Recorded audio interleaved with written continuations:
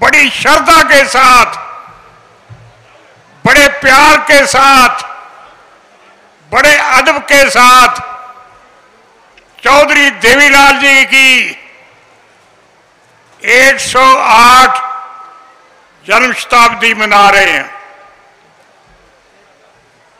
चौधरी देवीलाल जी एक इंसान नहीं थे, बल्कि एक इंस्टीट्यूशन थे। उनकी जिंदगी पर किताबें लिखी जा सकती हैं। उनमें सबसे ज्यादा जो जज्बा था वो कुर्बानी का जज्बा था। जिस वक्त भी मुल्क को जरूरत पड़ी है, चौधरी देवीलाल जी ने आगे आकर कुर्बानी दी है। सबसे पहले हमारी जो लड़ाई हुई देश में, वो देश की आजादी की लड़ाई थी। चौधरी देवीलाल जी ने उसमें बहुत बड़ा योगदान डाला। लंबा समय जेलों में रहे, मुल्तान जैसी जेलों में रहे, और जब तक देश आजाद नहीं हो गया वो संघर्ष करते रहे देश की खातिर। दूसरी कुर्बानी उन्होंने ये की कि जब हमारे देश पर इमरजेंसी लगा दी थी इंदिरा गांधी ने, सब देश एक जेल खाना बना दिया था। आपके सारे हक हकूक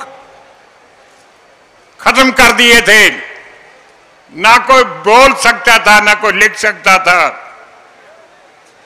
उस मौका पर चौधरी देवीलाल जी ने 19 महीने जितना देर इमरजेंसी रही वो जेल में रहे। इसके बाद भी जब कभी देश को जरूरत पड़ी है तो चौधरी देवीलाल जी आगे बढ़कर उसमें योगदान डालते रहे हैं। चौधरी देवीलाल जी, उनका किसान, गांव, किसान के साथ कंधे से कंधा मिलाने वाले, देहातों में काम करने वाले मेरे, इनके प्रति बहुत श्रद्धा थी। और हम सारी जिंदगी इनका एक ही निशाना था कि किसानों को, गांव को और मजदूरों को तरक्की दिलाई जाए, खुशहाली दी जाए। गांव में मुझे याद है कि कभी बगैर बतलाए हुए किसी गांव में चले जाते थे और वहां जाकर गांव की जो चौपाल है उसमें बैठकर लोगों के साथ बातचीत करते थे और उनकी तकलीफ जो थी वो सुनते थे। कई दफा बतौर डिप्टी प्राइम मिनिस्टर या चीफ मिनिस्टर अगर किसी गांव में गए हैं तो कह देते हैं कि मैं आज रात गांव में ही रहूंगा। और बाहर के देशों में भी गए हैं तो उधर की जो सरकारें थी उनको उन्होंने लिखा था कि मैं गांव में रहना चाहता हूं, तो वहां रहे। एक दफा एक गांव में गए वहीं रहने का प्रोग्राम बना लिया। जब रात हो गई डीसी और एसपी कहने लगे चौधरी साहब हम सुबह आ जाएंगे, हमें छुट्टी दे दो। कहने लगे कि आप भी यहां रहें, जब तक आप गांव में नहीं रहेंगे तब तक यहां के लोगों की कोई तकलीफ ना आप समझ सकेंगे ना हल कर सकेंगे। तो उनको वहां रहने के लिए मजबूर जो किया उन्होंने। देखिए चौधरी देवीलाल जी के साथ सारे हिंदुस्तान में सबसे ज्यादा गहरा जो संबंध था वो मेरे साथ और हमारे परिवार के साथ उनका संबंध था। और हम इकट्ठे एक दिन हरियाणा में, एक दिन पंजाब में काम करते रहे हैं। मैं एक बात कहे बिना रह नहीं सकता। डॉक्टर फरूक अब्दुल्ला जी यहां बैठे हैं, मेरी अकेली लड़की है, उसकी शादी थी तो मैं तो जेल में था, कांग्रेस वाले मुझे जेल में ही रखते थे। तो जो रस्म थी वो शेख अब्दुल्ला जी, फरूक अब्दुल्ला जी मेरी जगह पर इन्होंने की। और ये भी कहा कि जब मेरी बहन की शादी थी तो मेरे पिताजी वो भी जेल में थे। ये पुराने जो लीडर हैं, ये पुराने घराने हैं, इनमें ये सिफ्त होती है ये काम करने की। देखिए मैंने उनका एक बहुत बुत हरियाणा और पंजाब के बॉर्डर पर बनाया है और उसकी नकाब पोशी की रस्म उस वक्त के प्राइम मिनिस्टर अटल बिहारी वाजपेयी जी ने की थी। और डॉक्टर फरूक अब्दुल्ला जी भी आए थे। मेरा ख्याल है कि 6-7 चीफ मिनिस्टर भी आए थे। इतनी बड़ी गैदरिंग थी कि मेरा ख्याल है जिंदगी में किसी ने नहीं देखी होगी। और प्यार के नाते मैं अपने गांव में एक स्कूल बनाया है, चौधरी देवीलाल जी के नाम पर ट्रस्ट बनाया, जिसमें चौटाला साहब भी मेंबर हैं। और वो गांव के गरीब लोगों के बच्चों को वहां मुफ्त तालीम देते हैं। देखो मैं आज इस मंच पर 2-3 बातें जरूर कहूंगा। एक तो देखो मेरा 70 साल का सियासी, इससे भी ज्यादा तजर्बा है। उम्र तो मेरी 93-94 साल की है। इसमें यही है, एक तो ये है अपने अपने सूबों में रीजनल पार्टी जो है, जो सूबे की पार्टी है,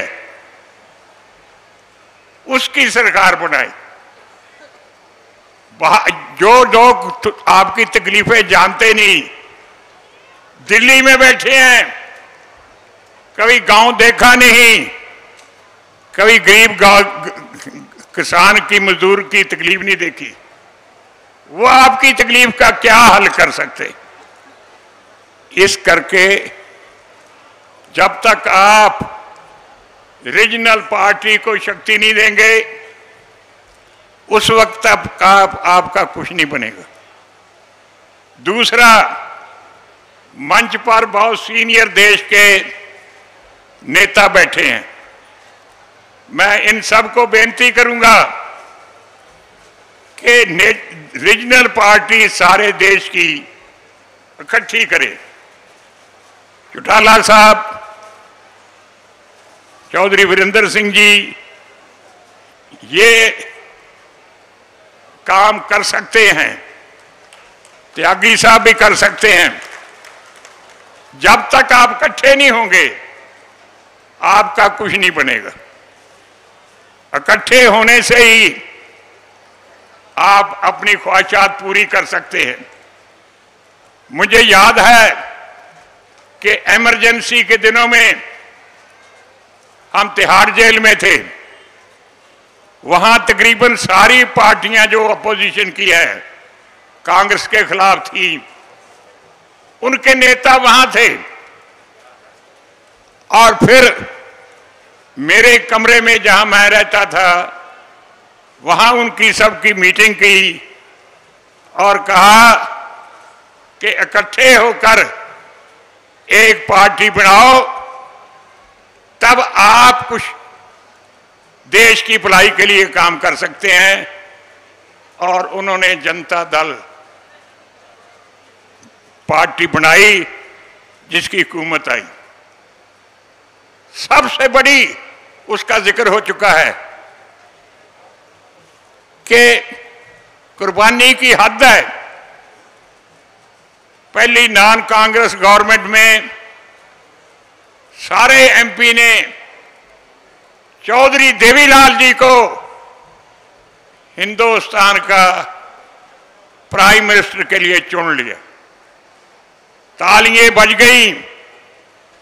चौधरी दादा ने शुक्रिया अदा किया और कहा कि मेरी जगह वीपी सिंह को बना दो। कोई छोड़ता है? छोटी चीज नहीं छोड़ता कोई। लेकिन एडी बड़ी, इतनी बड़ी कुर्बानी मेरा ख्याल कोई और नहीं कर सकता। ये चौधरी देवीलाल जी कर सकते।